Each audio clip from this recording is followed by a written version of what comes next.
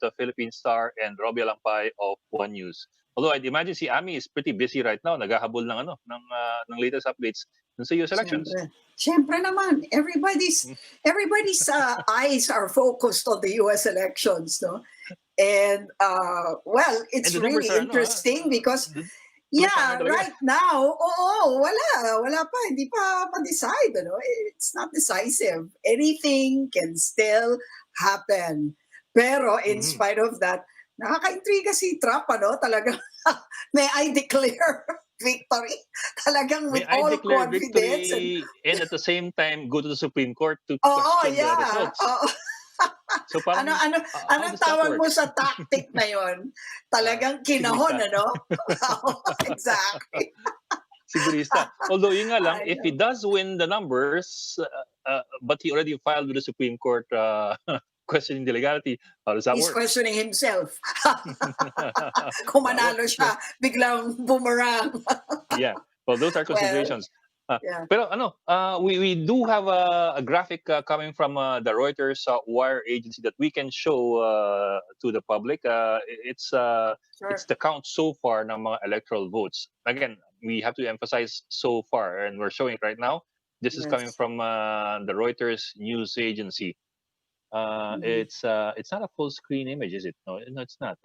Naputol yata yung I think naputol yung electoral college count. There you go. So far. There, okay. It's 213 versus 224 in favor of Biden. 270 to win, no? Yeah. This is partial pa lang. You're still looking at 100 electoral votes still uncounted. And we don't know what time they'll be counting some of those votes because a lot of those votes are also mailed-in votes. Yes, right. So there may be some delay. There's Ami Pamintuan of the Philippine Star coming online. Ami, ano yung latest count ninyo? Wala yan. Yan din ang pare-pareho tayong May Philippine Star count ba? Meron ba? Wala ba yung correspondent doon? Parang Pilipinas, ano? Padala natin ang Comelec doon. Hindi. Kung Pilipinas yan, magba-brown out doon. Masanay tayo dyan sa ganyang gulo, no? Unprecedented. But you have to give it to Trump, ha? Napakaliit ng Yeah. Actually, it's rising, no? Still might win, ha? You're looking at how many states na hindi pa pasok yung electoral votes. Hindi, at saka yung Florida na panalo niya eh. Yeah. I mean, usually yung Florida daw, kung sinong nanalo doon, yun talagang eventual winner, usually. So, nakaka-intriga. No. Yeah. Anything can happen pa tonight, kaya Yes. For those who want to look at the map, let's show the map again. Kasi the map is color coded according to whoever is leading in the race per state. Of course, parang mas maraming pula, pero hindi ganun ang bilangan eh. Hindi naman ganun, di ba, Ed? Yes, yes. And kasi when you look at the map, you're looking at the geographic area, not looking at the population or the electoral votes. Or the electoral votes. Yeah. So anyway, for color coding purposes, the red colors are of course for the Republicans. That's where they won, and the blue colors are for the Democrats. That's where they won. So you may see variations in the shades. Yes. The deeper colors, yun yung panalo na. Yes. Yung Republican or Democrat. Right. Yung lighter shade ng colors, hindi pa kompleto yon. So you're looking at only a lead. Yeah. In the color. Popular vote. I think, in the popular vote. Possibly, yeah. Mm-hmm. Parang ganun yun eh. So, hindi pa na... So, effectively, you're only looking at 7 more states to go for us to see the electoral votes. And you're looking at Nevada, Arizona, Wisconsin, Maine, and Pennsylvania, Michigan, North Carolina, and Georgia. Only 7 more states to go. But what's interesting with these states is that almost all these states, except for 2, have voted previously Republican. Yes. So there's a big chance that they can still vote Republican. For example, Maine is only, and the Democrat states here, I mean, we're talking about previously voting Democrat in 2016, these states here do not have that many votes. For example, Maine, seems to be leading with the Democrats, but it only carries 3 electoral votes. Maliit lang. Kaya same trend nakikita natin in 2016, ano? Kaya naka-standby kami ngayon, anything can happen tonight. At baka nga tumakbo na Supreme Court si Trump maya-maya eh. Siyempre, kontrolado ng Republicans ang Supreme Court, ha? 6-3. So, yung araw nila eh. Anything can happen tonight. And then look at Michigan and Pennsylvania. They voted for the Republicans in 2016. Right now, they're looking pink, which means that nag-lead si Trump doon. And Michigan carries 16 electoral votes. Pennsylvania carries 20 electoral votes. Malalaking numbers. Yes, look at that. It's all red. And usually, sila yung nahuhuli. This is the 2016 map. Diba? That's the 2016 map that you're showing right now. 2016 map yan, results. Almost the same eh. Yeah, it almost looks the same except na lang for Arizona. Ano yung green dots? The green dots, I'm sorry, I made this map. This is the 2016 map, and I put the green dots to show the states that swung from Democrat to Republican in 2012 going to 2016. Okay, so we're seeing Wisconsin. So we're seeing Wisconsin, Michigan, Pennsylvania, Ohio, and Florida, and Indiana. Those used to voted. Yung isang malaki nag-swing ngayon the other way is Arizona, di ba? Parang that was a Republican noong 2016. Now it's looking blue. So it wasn't one of the swing states that we were looking at earlier, including Pennsylvania and so on. Pero Arizona was the one surprised against the Republicans. It sort of balances yung nangyayari ngayon sa Pennsylvania, di ba? Medyo nanganganib sila ngayon sa Pennsylvania. They were counting on that for the Democrats. But Arizona sort of threw in a counterbalance to that. Although Arizona carries only almost half of yes, your electoral college. So it's 11 versus 20. So something to keep Americans up until later. Ay, sa bakit it's morning today there. Morning. Tayo magpupuyat. Tayo magpupuyat. Hindi, tsaka yung the chaos that could follow. Depending on the results. The European leaders are warning now of a possible constitutional crisis. Especially, we don't exactly know what Trump means when he says, we're going to the Supreme Court to stop some. Exactly. Well, he's complaining of fraud. Yeah, but that's on the premise that he loses the electoral count. Kasi if he wins the electoral count, paano nga pag nanalo siya, kini-question niya sarili niya. He's not gonna question the count anymore. Malabo nga, anong gagawin? Kaya naka-standby lahat. Okay, mukhang mahaba pang gabi natin. Let's bring in our guests siguro. Sige. Well, we are fortunate to have with us tonight, Filipino-Americans who will tell us how it's like over there across the Pacific. To explain. To explain what happened and to explain what's happening. What's happening? Okay, we have Filipino-American Press Club of New York President Ricky Rillera and Noelle Malvar-Morcos, Senior Researcher of the group More in Common. Hi, good morning, I suppose. Good evening here. Good morning in New York. There. Good morning in New York. Good morning, Ricky and Noelle. Thank you for joining us, the Chiefs. I was with Noelle kanina in the previous program. But tell us first, how's it shaping up over there? We're seeing the numbers here. We suppose you're seeing the same numbers there. I don't know where to start. What happened? Is that the right question to ask? What happened or what? Neither do they. Yeah. Let's start with that. I'll tell you what. Let's start with Ricky. Ricky naman is a reporter. He's with the press club. Tell us what you think. Well, okay. Before the elections, now, masyadong malaki ang expectation ng Filipino-Americans dito.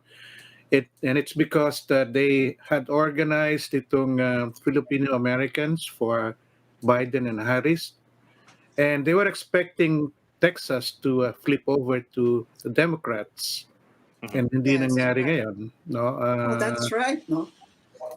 Yes.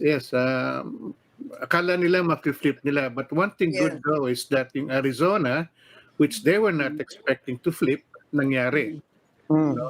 because si Kelly, yung astronaut, campaigned so much for that sa Arizona, and he won. And as of now, in Pennsylvania, there are still 1.4 million ballots na inaantay na bilangin. No? These are mostly mail-in ballots. Kasi ginagawa nila yung in-person. No? So right now, as of 6:40 this morning, there are 6 states na hindi pa nako-confirm kung ano yung swing states. No? Wisconsin, Michigan, Pennsylvania, Nevada, Georgia, and North Carolina. North Carolina, I think they're still waiting na ma-call yun, but I think it's gonna be still a Republican stronghold, no? But yung sa Senate naman, it's also the same thing. The Democrats were expecting to at least flip the Senate. Unfortunately, there are 47 seats kasi ngayon ang hinahawakan ng Republicans. Ang Alabama went to the Republicans, pero the Democrats won 2 seats na, no? One in Colorado and also in, I believe, I forgot kung saan yung Colorado and Arizona. Yung dalawang yun. So, Ricky, if you don't mind, I have a question about the mail-in ballots. No, we've been watching the networks, the different networks reporting on this, and yung isang major premise nila for saying that we have to wait for the mail-in ballots is one premise that we're getting is that the assumption is that the mail-in ballots will tend to lean towards the Democrats, will lean towards Biden. Why is that? Yes, kasi nga like for instance in some other states, no, ang nangyayari kasi yung mga registered Democrats, those are the ones that had sent out yung early ballots nila, yung mail-in nila, no. So they're counting on that. They're banking that itong mga mail-in ballots nito would be actually Democratic votes, no. I mean, votes for Democrats. Ang Republicans naman, meanwhile, what they're saying is that they don't actually vote doon sa early voting, but on the day of election mismo. Yun ang ano nila. So, and as you've seen naman kanina, according to what I've just received today, right now, Biden holds on 238 electoral votes as compared to 213 of President Trump. So with regards to President Trump's statement very early there, what exactly did he mean when he say that we will go to the Supreme Court? And was he referring to voting, to counting much of these the mail-in votes? Yes, actually, his intention is to stop counting of the votes, no, as of today. But hindi pa naman nila natatapos yung mga mail-in ballots na they were already received, no. So yun. I think it's just hedging yun na nga doon. And sa discussion ninyo earlier, ang inaano nila is that what if manalo nga si Trump, no? O paano yung complaint niya o yung lawsuit niya sa Supreme Court? Di kino-complain niya yung sarili niya. So, I mean, wala pa namang word kung na-file na talaga yung case, no? Yeah. There's no precedent for that, no? There's no precedent for stopping the elections in the US. Anong consequences nun? If it pushes through, if the Supreme Court allows it, anong consequences nun? Because there are warnings about the constitutional crisis amid all these developments. Well, yes. This is actually what happened before between was a question doon sa Florida, no? And the Supreme Court at that time, stopped the counting and declared Bush as the winner. So, I don't think may question doon sa constitutional, magkakaroon ng constitutional crisis. Maybe, but we don't know. It's up to the legal scholars to, fight that over. Yeah, tsaka dagdag ko lang na hindi talaga alam this early in the process, parang ang tempting mag-jump to conclusions or kung si Trump, di ba, nananalo na siya, so gusto niya nang stop yung process. Pero hindi naman ganun ng US democracy. So may count every vote mentality pa rin dapat. What is the pulse? I mean, we read a lot about the political pulse of Americans in the US, no? What we don't know much about is the pulse of Filipino-Americans. Has there ever been a survey to find out whether Filipino-Americans now are veering toward either party or either president, for that matter? Well, as far as I know, ang Democrats, ang Filipino-Americans for Democrats, they have a strong following, in fact, they're so organized this time that in almost all of the battle states na sinasabi, they have actually people on the ground, na talagang they've been working on calling all of the Filipino-Americans na naka-register dun sa states na yon. But of course, I mean, ang Filipino-Americans for Republicans, they're just quiet. May mga surrogates lang sila na sinasabi na just wait on election day. That's all that they're saying, though. So in other words, it's the noise that's been created na malakas ang Filipino-Americans for Democrats, but we're finding it now na ang vote natin, kasi ang estimate is that out of the 4 million registered voters, in 2016, only half of that voted. So they were campaigning na madadagdagan pa yun. No? Yes, because of the mail-in, no? Yeah, that's a big factor. What about their geographical location? Are there many Filipino-Americans in the swing states like Wisconsin, Michigan, of course, Pennsylvania? Yes, but the concentration of Filipino-Americans, as far as we know it, would be in the West, right? So, anong tingin yung magiging outcome, at least in terms of the Filipino-American vote, based on geographical location?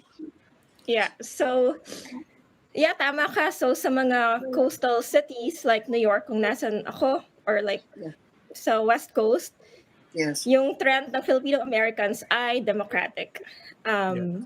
Pero, as we all know, ang Pilipino naman are everywhere. Alaska, Wisconsin. At ganun din yung trend nila, like Americans, yung mga nasa swing states, mas malaking possibility or likelihood na trending Republican sila. Conservative values, voting Republican. So, No, let me broaden that issue a bit. Not just the Filipino Americans, but the people in general. Why is it that it seems like yung coastal areas, in coastal states, tend to vote Democratic, while the what you might call Middle America tends to vote Republican. Yung mga nasa gitna, puro pula. Yung nasa gilid, bordering the oceans, karamihan blue. Yeah. Yung tinatawag nilang heartland, yung sa gitna ng country. Yeah. Pero yung mga coastal cities, sila rin yung mga mas maraming tao. Yung economy nila mas malaki. Diba? California's economy is like the third biggest. Yeah, population's bigger. Yung immigrants nila, yung influx ay mas malaki rin. So, mas mabilis at mas malakas yung spread ng liberal values na values ng Democratic Party sa mga cities kaysa compared dun sa Middle America. One outlier may be Florida, I suppose. Kasi Florida has Cuba, has a very strong Cuban blood, and I suppose the Cubans look differently at the Democrats, especially after what happened with JFK. Yeah. Well, Florida, as we can see, lagi naman silang cliffhanger. So this election cliffhanger ulit sila. Yeah, pero Florida's population is also or tends to be older. Sila yung mga retirees na lumipat na doon. Yeah. So may factor din. Noelle, I'm curious also about the demographics of Filipino-Americans. I mean, we keep referring to Filipino-Americans as if any community does not change. Yeah. I presume that there have been changes also over the decades. But kasi, we assume that what we know of Filipino-Americans are what we know of our generation and our parents. What has changed over one generation in the makeup of Filipino-Americans? Are they younger? Are they necessarily second, third generation? I mean, are they more professional? What has changed in the makeup of Filipino-Americans? Well, go ahead. Go ahead, Noelle. Tennis, ang sasabihin ko lang is yung generational ideological differences ng generation sa Americans nagre-reflect rin sa Filipino-Americans, sa yung mga second, third gen na Gen Z na sila ngayon. Makikita natin na mas liberal na yung values nila compared to their parents, at they tend to vote more democratic. So hindi sila monolith na lahat Democrat, lahat Republican. Yeah, may pagbabago din. Which brings me to the question. People are calling the United States of America now the divided states, no? And because Trump has polarized, they say, public opinion. Do you see this now in Filipino families and Filipino communities? I mean, is the conflict just as hot as it is among Americans, Democrats versus Republicans, or for that matter, Biden versus Trump now? Again, I would say it's more of generational then.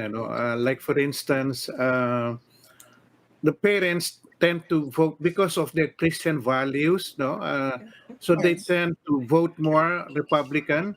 Right. Compared sa mga bata na pinanganak dito, the second generation or third generation, their values have changed. So either they are independent or liberal. Yes. So that's it. And that's one, I think, thing that Filipino Americans have to do is to get more data on actually what's the percentage of younger Filipinos, and they're getting it from the Census Bureau.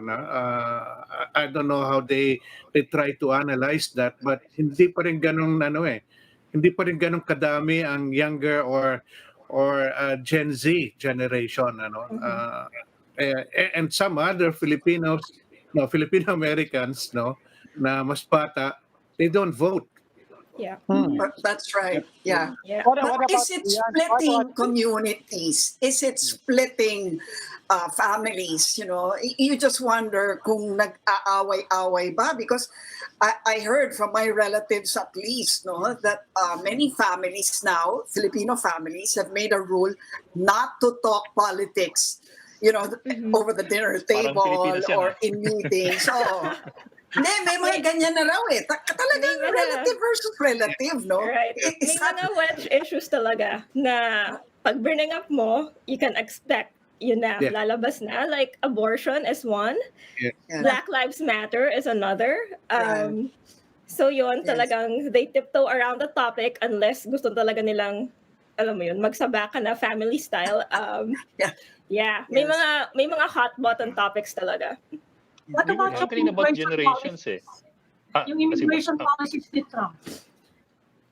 Well, that's actually a hot button issue rin, and immigration. And recently nga, I think last week, I heard over dun sa, madami kasi ngayon nagpo-podcast, Yes. So I joined one of these podcasts, and ang question doon is that why would the US allow, a path to citizenship kung madami mga Filipinos nag-aantay pa legally, ba't papayagan na lang na yung mga nandito na would be granted citizenship, So that's an issue, So yeah, the hot button din ng immigration ngayon, and especially now, no, na yung mga nurses natin and other professionals, because hinold ni President Trump yung yung H1, H1B visa, no? So hindi sila makarating dito ngayon because ang ginagawa ngayon ng Trump administration is to raise the fees of employers of getting professionals from the Philippines. So that's another burden ngayon. Yeah. And do you think that will change with a Biden presidency? Well, according to Biden, no, sabi niya meron daw siyang blueprint on what to do with it. So again, it's a promise. No? But with the Senate in control of the whole thing, mahirap. mahirap. Right. Yeah. Right. Yeah, tsaka dagdag ko lang dun sa immigration issue, may tendency rin yung mga ibang Filipinos na medyo us versus them din yung pag-iisip nila na hindi naman ako yung undocumented, hindi naman ako yung these are the new right. Yeah. Yeah, but this is part of what we were discussing earlier. This is probably part of the generational shift. You know, the term TNT was really all about Filipino-Americans, Filipino immigrants to the United States who were illegal, and then, di ba, ay nga, as we say, tago ng tago. But does that suggest that there are more Filipinos migrating through the front door and lumiliit ang phenomenon ng TNT?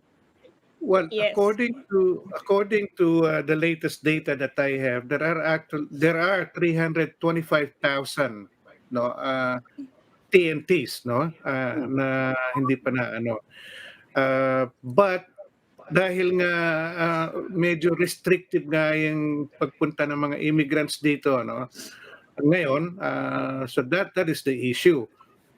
In fact, si President Trump ngayon, gusto niyang tanggalin yung chain migration, no? Na Yes, right.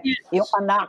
Yes. Pamilya. Yes. Yeah, Right. so again, that's an issue na nagdi-divide din sa mga Filipinos, no? Bakit yung iba, I mean, 20 years nag-aantay, no? Especially yung mga married children, no? Right. So, rito, hindi makapunta dahil nga may priorities yung iba.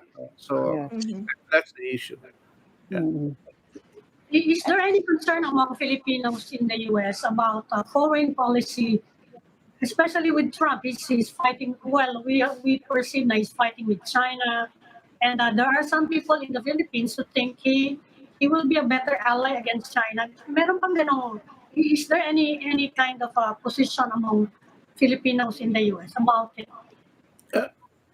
Well, maybe Noelle can answer that too, or yeah. Yeah, interesting actually yung foreign policy question kasi kung titignan niyo yung image at branding ni Trump at yung campaign niya, very tough on China. Yes.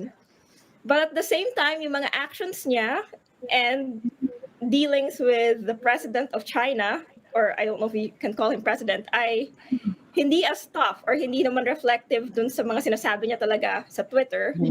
And actually, ang may stricter policy ay si Biden. At hindi ko alam kung aware ang voters, including Filipino-Americans, sa mga ganong nuances na iba naman yung sasabihin mo in public at iba rin yung ginagawa mo in private at yung policy talaga. Pero in terms of foreign policy, si Biden ang mas strict sa China. At depende rin yun sa kung anong gusto ng Pilipinas sa relationship nila with China. Kung gusto nilang ally or talagang they'll put their foot down at sasabihin, teritoryo namin to. Big deal ba sa mga Filipino-Americans? Sorry. Go ahead, Ed. Oh, no, please tell us in what way. Kasi there's also that perception here in the Philippines that Trump is being tough on China by talking about the arbitral ruling on the West Philippine Sea and so on down the line. But I think it's interesting that you mentioned that si Biden talaga yung may stricter policy on China. Tell us about it. A lot of people don't know about that. Yung mga policies lang niya on trade and import, taxation, mas forgiving pa rin yung policies ni Trump kumpara kay Biden. Kasi hindi naman, actually yung economy ng US at economy ng China, medyo interdependent talaga sila in terms of manufacturing. So, hindi ka naman pwedeng close doors. Na sinasabi ni Trump na hindi na daw, bawal na daw ang made in China, mga factories, ganyan. So, in terms of dun sa details talaga, economically at saka sa taxation, yung policy ni Trump, halos wala na rin pinagbago dun sa ngayon. Sa trade war tayo with China, pero parehas yung dalawang bansa na sasaktan.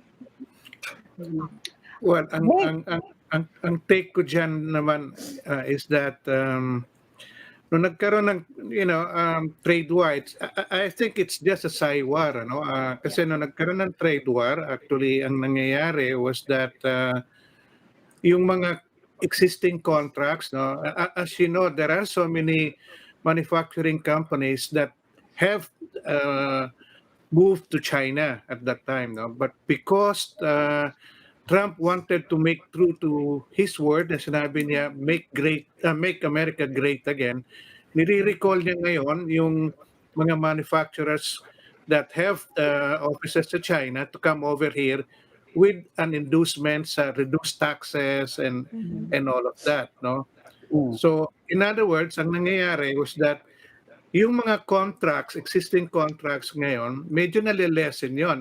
Tough si Trump doon, But in terms of maybe a foreign policy, ang kwan ni President Trump ngayon is to be isolationist, kanya restricted yung mga companies dito. But most of the manufacturing companies naman na nandito na, because of higher taxes, because of higher wages na nangyayari, they cannot afford to have their manufacturing plants dito sa US. So they're going somewhere else to actually have countries na mangyari. And I was expecting the Philippines would get that. Still not sa Malaysia, benefit from it, pero wala no? Hindi masyado foreign direct investments from the US still the same, no? With Trump as president. Yes, true. Okay. Sige, maraming salamat po. Well, thank you for joining us and thank you for your time. We know it's very early in the morning over there. So the best of luck to both of you. We, of course, thank you to Filipino-American Press Club of New York President Ricky Rillera and Ma'am Noelle Malvar-Morcos. I'm no longer the president. I'm sorry. Nandito si Lucci, yes, I was, but ulit kami. Thank you. Okay. Thank you. Maraming salamat po. Thank you, Ricky, and thank you, Noelle. I think we'll go into a break, no? Yes. We'll go into a break first, so please stay with us.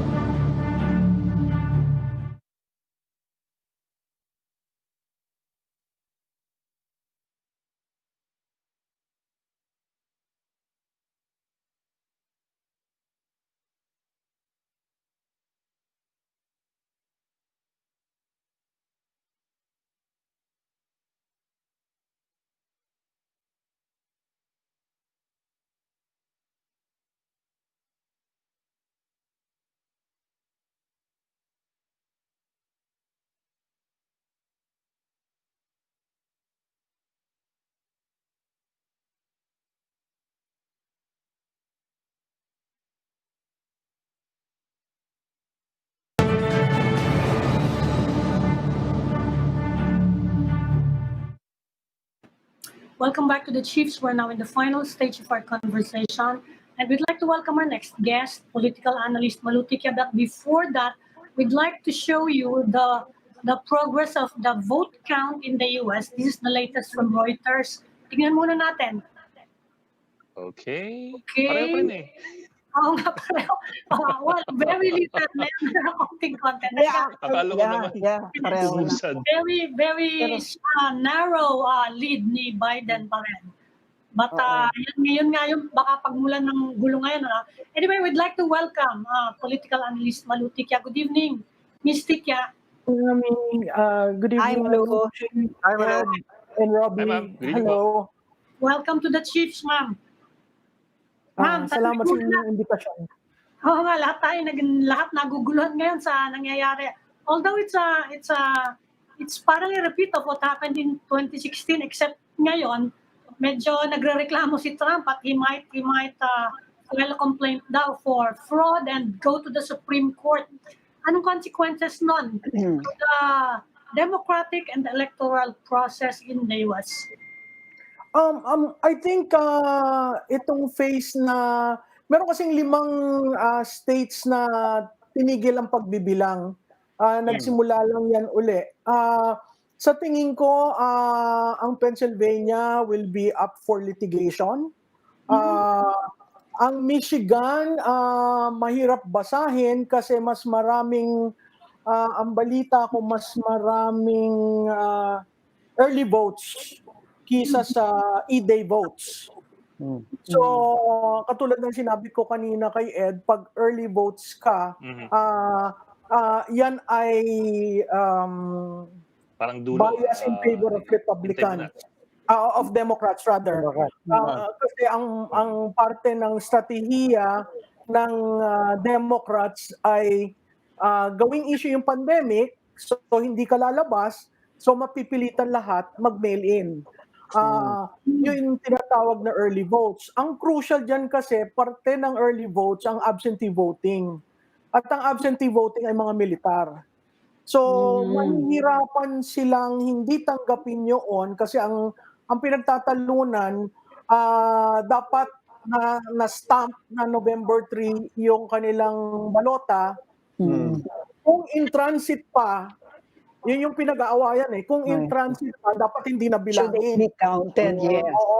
Yeah. Ngayon sa Pennsylvania, ang sinisilip, kung natatandaan niyo yung kay Al Gore na hanging chat, ngayon ang sinisilip, linya ba yung pirma doon sa balota? Napakahirap nun at napakatagal. Wow. Oo, no? So ang nakikita ko, ang Pennsylvania will really be a flashpoint. Michigan, I think, is going to be very, very close. Ang difference kasi noong 2016, makikita mo yung trending eh. Hindi ganitong kalapit. Ngayon talagang hindi mo ma-call eh. Yung meron kasi sa politika na data modeling. So kung makikita mo yung data mo vis-a-vis dun sa account, you can predict right away. Ito hindi. Pero ang maganda dun sa nakikita natin, katulad sinabi ko kay Ed, math and map. Math kasi unahan sa 270. Map kasi makikita mo yung mapa na alam ko ang TV5, alam niyo yan dahil maganda yung mapa nyo. Doon sa mapang yun, makikita mo nag-blue, nag-purple, nag-pink, nag-red. Mabaliktad red, pink, pero blue. Sa may math question ako, yung dun sa mail-in votes, as we were discussing kanina, the conventional thinking seems to be that they assume that this will be favorable to the Democrats. Now, you also brought up the point that, but that's a dilemma for the Republicans because if you have absentee votes, particularly from military, that's a substantial, that people assume will skew towards the Republicans. But if that's, what's the proportion of the votes that we're expecting here? Will that just cancel each other out and follow the statistical behavior of what we're seeing? In which case, why all the fuss if we assume na given the big leads in certain states and so on, kung magka-cancel out lang din to? Kasi kailangan natin intindihin, Robbie, na yung plurality ng boto ang nagdi-determine kung kanino pupunta yung electoral votes. Kunyari, dun sa Maine and Nebraska, hindi kaagad yung buong electoral votes pupunta sa'yo dahil may plurality. Kasi doon sa Nebraska at sa Maine, inaalaw nila yung tinatawag na split electoral votes. Natandaan natin yung electoral votes kasi, based yun sa popular vote, na plurality. Pag may plurality ka, magde-decide na yung electoral, pwede mong i-call. So in short, hindi pala siya automatic na pag nanalo ka sa individual voting, sa'yo na yung buong electoral college. Just for those two. Just for those two. Oo. Pero, Robbie, mahirap rin kasi tama yung tanong mo, no? Napakahirap mong basahin o pulsuan kasi meron rin silang mga estado na hindi ka kailangan magrehistro. Pwedeng on that day, hindi ako rehistrado, boboto ako. There are 21 states plus the state of District of Columbia na inaalaw na pipila ako, hindi ako rehistrado, pero makakaboto ako. Pwede.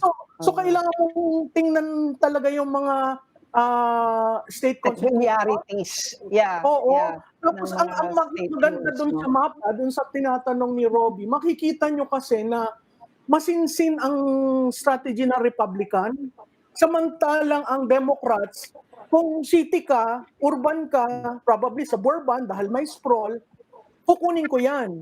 Pero si Republican, mga parang rural, talagang iniikot mo kaya hindi nila makol eh. Kasi paglayo mo sa city, pag mas matagal ang kuha ng boto, di ba? Although kakauntin yun, hindi mo makukol yung state kasi hindi pa tapos. So, yun yung problema na nangyayari. Doon sa 5 state, napaka-on play si Pennsylvania, si Michigan, ang total nun 64 electoral votes. So, kung titingnan mo yung unahan sa 270, napakahirap i-call. Natutuwa ako may mga media organizations sa US na ayaw mag-call. Kasi, napaso na sila eh. 2016 eh. Kung ganyan kalapit talagang magli-litigation. Kaya ang nakikita na natin, mga lawyers na ang humaharap, mga lawyers na nagsasalita, parehong kampo nag-declare na, yung isa nag-claim, yung isa with certainty. Kailangan nilang sabihin yon kasi makikita natin na bukas magsisimula yung litigation.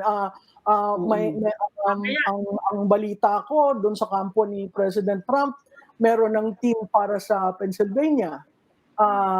Natapos na yung draft.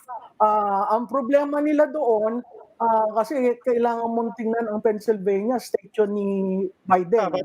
But Trump, see Trump, when he says things like that, what do we read into the body language of that statement early morning in the United States when he says we're going to challenge, we're going to stop? Are they basically flagging na naku, nakikita natin dihado tayo dyan?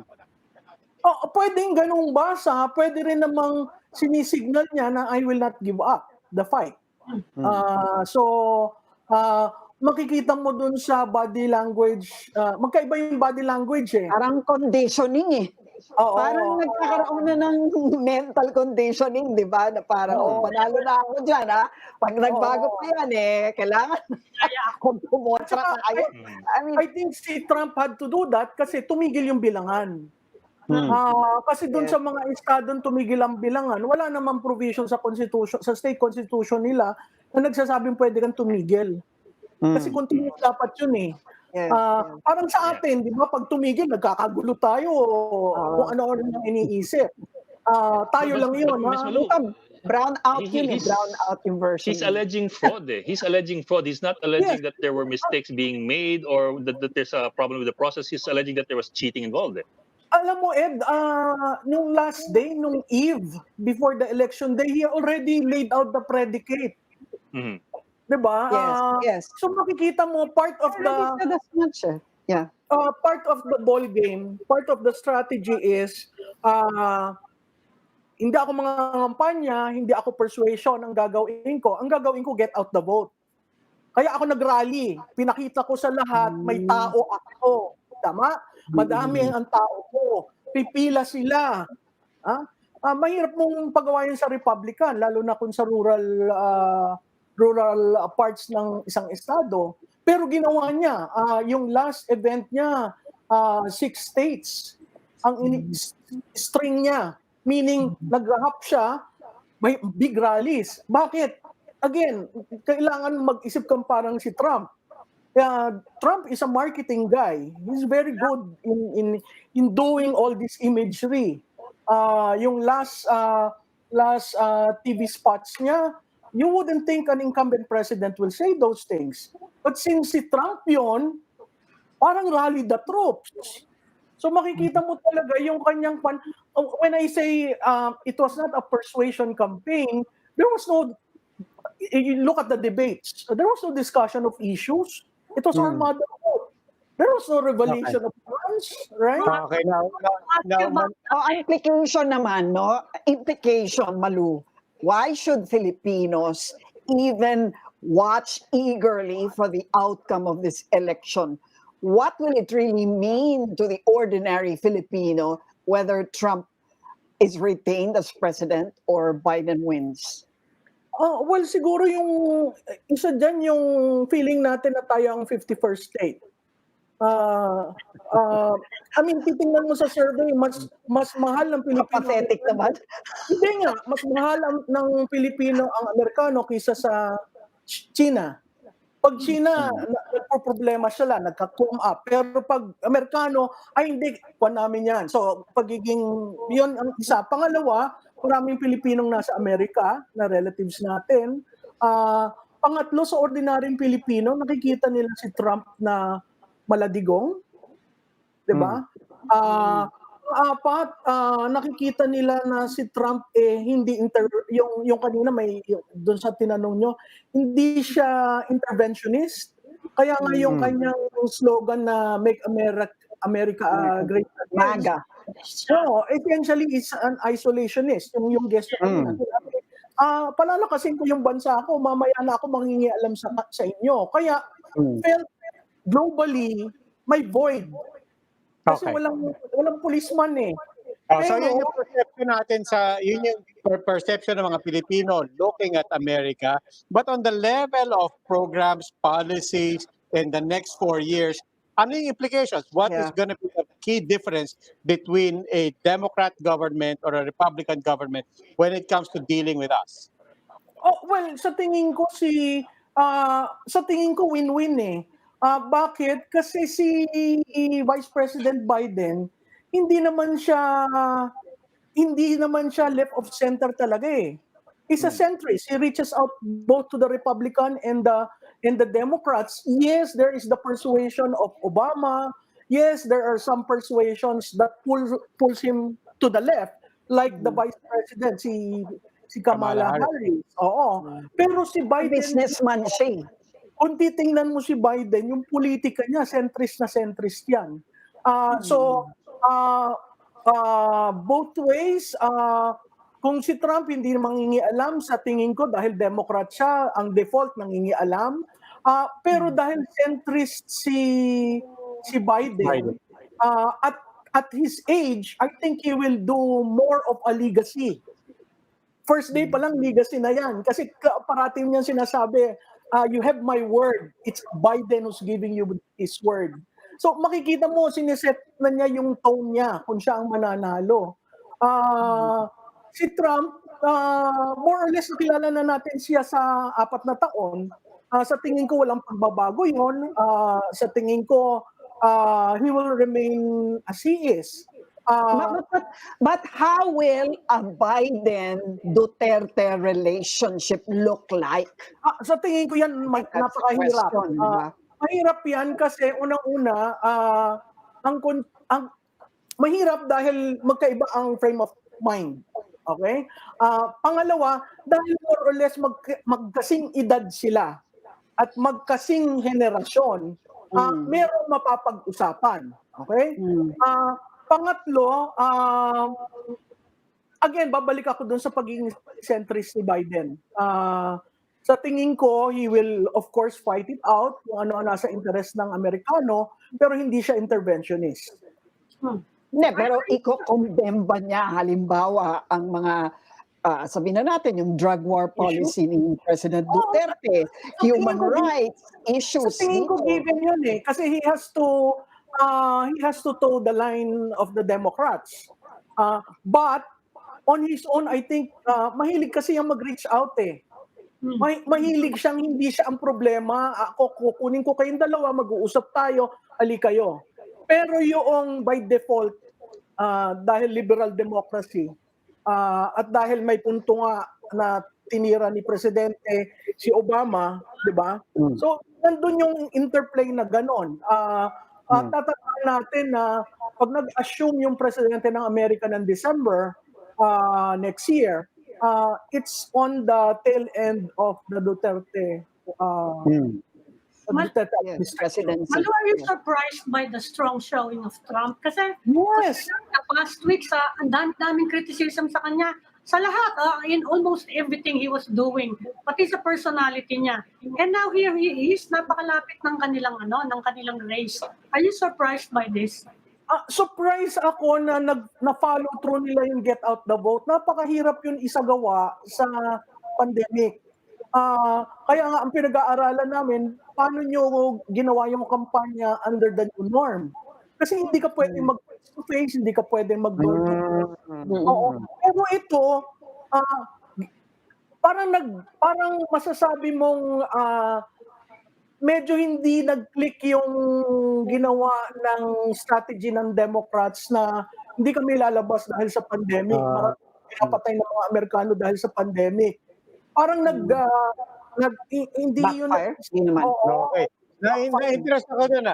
Political analyst Malou Tiquia, parang na-intriga ngayon ako doon sa tanong mo, no? Na parang tinitingnan niyo rin kung paano. Now, of course, politics in the US is very different from politics in the Philippines. We have been talking about to the COMELEC in the past weeks about what an election season, what a campaign season will look like under COVID in the coming year. Anong nakikita mo na mga aral, best practices, things to learn from on how politics has been carried out, not just in the United States. Other countries have had elections under COVID. What do you see as emerging as best practice or just practice under COVID when people are restricted from moving around? And how will that apply to politics in the coming year? Oo, alam mo, Robbie, magandang pag-aralan yung kay Jacinda sa New Zealand. It's digital. Kasi ilan lang naman talaga ang tao, pero maganda yung infrastructure nila. So digital, at the same time, makikita mo yung every so often, lumalabas siya, every so often. So more of open government. At saka, nagko-communicate, magaling na communicator si Prime Minister Arden. Oo. Dito naman sa Amerika, marami kasing, kung nung panahon ni Obama may tinatawag na cave, na doon mo makikita lahat yung mga data engineers. Ngayon, at merong ginawa rin si Kushner nung unang takbo ni Trump na modeling rin ng data. Hinanap nila sino ba nasa ba ang Republicans. So, yung ginawa nila noong 2016, nasan ba yung Republicans? Sino ba kayo? Anong edad nyo? Anong race nyo? Nasan kayo sa mapa? Sa tingin ko yun, nagamit nila ngayong pandemic. Pero ang ginawa ni Trump, ginawa niyang very traditional. Wala akong pakialam dyan. Again, ang Amerika is individualistic. Di ba? Right kong mag-wear ng mask. Right kong ayokong mag-wear ng mask. Kaya dream niya doon sa culture psychographics ng Amerikano. O kung naniniwala ka sa akin, sasama ka sa rally. So napakasimple lang. May pagbabago tayong nakita kay Trump dahil nung first debate, barumbado, di ba? Tapos na-cancel yung second. Pagdating ng third, talagang presidential na siya. Alam niya yung value eh. Alam niya yung power ng television. Again, marketing guy si Trump. Kaya napakagandang i-deconstruct kasi get out the vote lang ang ginawa. Walang promisong malaki, walang planong linatag. Basta ikaw naniniwala ka sa akin, halika, lumabas ka, sumama ka sa rally. Sige, mag-rally kayo. Sige, pumila kayo. Huwag yung mail-in ballots. Ganun lang kasi. Pero pag tiningnan mo sa mapa, makikita mo yung pinapalibutan yung blue na hindi mo ma-call yung red dahil napakaliit na rural county wherever hindi mo ma-call yung buong state. Yeah. But if you turn the question around, then ask... ano pa yung tinitingnan natin ngayon? Gaano katagal? Kung magli-litigation, you were talking about litigation. Yeah, under the U.S. Constitution... How long will it take before we get the results? The Electoral College has to meet formally by December. Okay? Pag wala silang pinal na boto sa Electoral College, magsi-switch ngayon sa political. Yung House of Representatives, bawat member may isa kang boto, boboto ka sa presidente. Sa Senado, may isa kang boto, 100 yon, boboto ka sa Vice President. Kasi may deadline sila na sa January 20. Yun ang simula ng administrasyon. So, kung makikita mo yung nangyari kay Gore, di ba, nag-drag. Pero they were cognizant of the date. So, to a certain degree, may pagka-institutionalist rin naman ang mga Amerikano. So, I think that timeline will be honored. Yun nga lang, with the personality of Trump, I think it will be very messy going to litigation. All right. Okay. Ms. Malou, I'm afraid we're out of time already, but thank you very much for joining us tonight. Thank you for all your insights. Salamat rin. Always a pleasure to have you on the show. Thank you. Oh, saan si Robby napunta? Wala na raw ng charge. Okay. Kala ko boboto siya eh. I think we just checked a few moments ago dun sa Reuters, pareho pa rin ang numbers. We're still looking at the same the same number, so we haven't seen any significant shifts so far. It's already 8:30 on the East Coast. So iniintay na lang natin yung demanda ni Trump. So bukas tingnan natin kung nagkakagulo na ron pagising natin. Oo nga yun. Kung may mga Amerikano mag-migrate sa Pilipinas.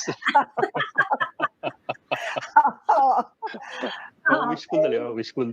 Okay, so I guess that's it for this special election edition of the Chiefs.